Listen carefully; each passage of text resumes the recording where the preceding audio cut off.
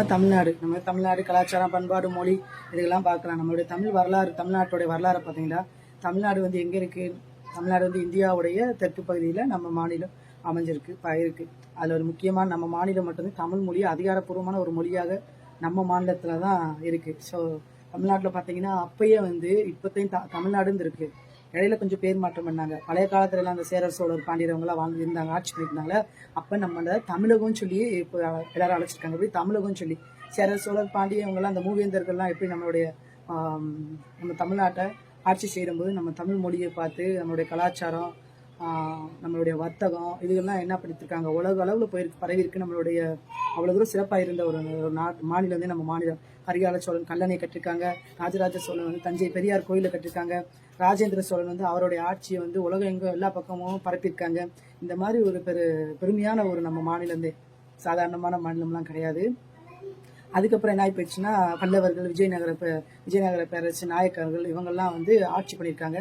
ஆட்சி பண்ணிட்டு இருக்காங்களா. அதுக்கப்புறம் வந்து ஆங்கிலேயர் ஆட்சி பண்ற உள்ள வந்ததுக்கப்புறமே அந்த பகுதியை தமிழகம் இருந்தது என்ன பண்ணிட்டாங்க, மெட்ராஸ் பிரசிடென்சின்னு சொல்லி பேரை மாத்திட்டாங்க.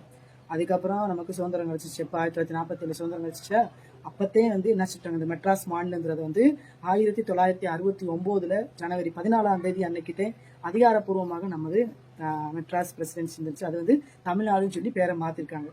பார்த்தீங்களா? இப்போ வந்து நம்ம தமிழ்நாட்டில் வந்து அது மட்டும் இல்லை, அரசியல் வரலாறு ரொம்ப ரொம்ப முக்கியம். அதுக்கப்புறம் தான் இருந்திருக்கு. சுதந்திரத்துக்கு பிறகு தேசிய காங்கிரஸ், இந்த இந்திய தேசிய காங்கிரஸ் வந்து ஆட்சி பண்ணிருக்காங்க நம்ம மாநிலத்தை. 1967 வந்து என்ன பண்ணிருக்காங்க, திராவிட கட்சிகள்லாம் முக்கியமாக அதுக்கப்புறம் தான் உள்ளே வராங்க. அதுக்கப்புறம் பல்வேறு கட்சிகள் மக்களுக்கு நல்லது செஞ்சுட்டு ஒவ்வொரு கட்சியாக உள்ளே போட்டி போட்டு வராங்கன்னு வச்சுக்கோங்க.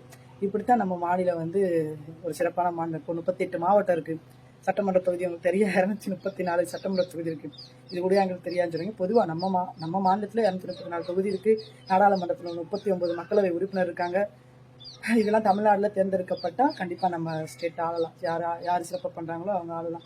நம்மளுடைய பொருளாதார வளர்ச்சி வந்து எல்லா மாநிலத்துங்களுக்கும் ஒரு முன்னோடி மாநிலமாக இருந்திருக்குங்க. அப்போ வாகன உற்பத்தியாக இருக்கட்டும், தொழில் உற்பத்தியாக இருக்கட்டும், துணி தொழில், தோல் உற்பத்தி, தோல் தொழில், மின்சாதன பொருட்கள், இந்த மாதிரி எல்லா துறையிலும் தமிழ்நாடு நல்லா பெஸ்ட்டாக இருந்திருக்கு. நம்மளுடைய வளங்கள்லாம் பார்த்து இந்த உலக நாடே ஆச்சரியப்படுற அளவுக்கு இருந்திருக்கு. இந்தியாவின் டெட்ராய்டுன்னு சொல்லி எதை சொல்லுவாங்க, நம்ம தமிழ்நாடுன்னு சொல்லுவாங்க. சரிங்களா? வேளாண்மையிலையும் விவசாயத்துலையும் தமிழ்நாடு சிறப்பாக இருந்திருக்கு. நெல், கரும்பு, வாழை, தேங்காய், மஞ்சள், பருத்தி இந்த மாதிரி நல்லா விளைஞ்சிருக்கு. இப்போ எதுக்கு இந்த இருக்கு, எல்லா பயிர்கள்லாம் அங்கே நம்மளதுலேயும் சாகுபடி பண்ணியிருக்காங்க. காவிரி ஆறு, வைகை ஆறு, தாமிரபரணி, பவானி, இந்த ஆறுகள்லாம் விவசாயத்துக்கு நமக்கு முக்கியமான ஒரு ஆதாரமாக இருந்திருக்கு. நம்ம தமிழ்நாடு எப்படி இருக்குன்னு பாருங்க. கல்விக்கு, மருத்துவத்துக்கு, எல்லாத்துக்குமே நம்ம மாநிலம் தான் ஒரு சொல்றாங்கல்ல, நம்ம மாநிலமே முன்னேறி இருந்திருக்கு. அங்கே இருக்க நம்ம மாநிலத்தில் இருக்க பள்ளி, கல்லூரி, பல்கலைக்கழகம் இதுகள்லாம் என்னது முன் உதாரணமாக இருந்திருக்கு. அரசு மருத்துவமனை எல்லாமே சூப்பராக செயல்பட்டு வந்திருந்திருக்கு நம்ம மாநிலத்தில். சரிங்களா? கலாச்சாரத்தை பொறுத்த வரைக்கும் பார்த்தீங்கன்னா, கரகாட்டம் மட்டும் ஆடுறது மட்டும் எங்களுடைய கலாச்சாரம் தாங்க. பரதநாட்டியம், கர்நாடக இசை, அப்போ சங்க இலக்கியங்கள், திருக்குறள், சிலப்பதிகாரம், மணிமேகலை இதுகள்லாம் எங்களுடைய, சரிங்களா? இப்படி தமிழருடைய பெருமையை உலகத்துக்கே எடுத்து போனோம். இவ்வளோ பெரிய ஒரு எங்கள் மாநிலம் தமிழ்நாடு. சரிங்களா?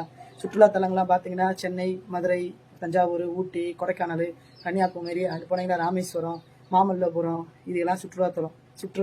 சரிங்களா? சுற்றுலாத்தலம். சரிங்களா? டக்குன்னு இதாயிரும்.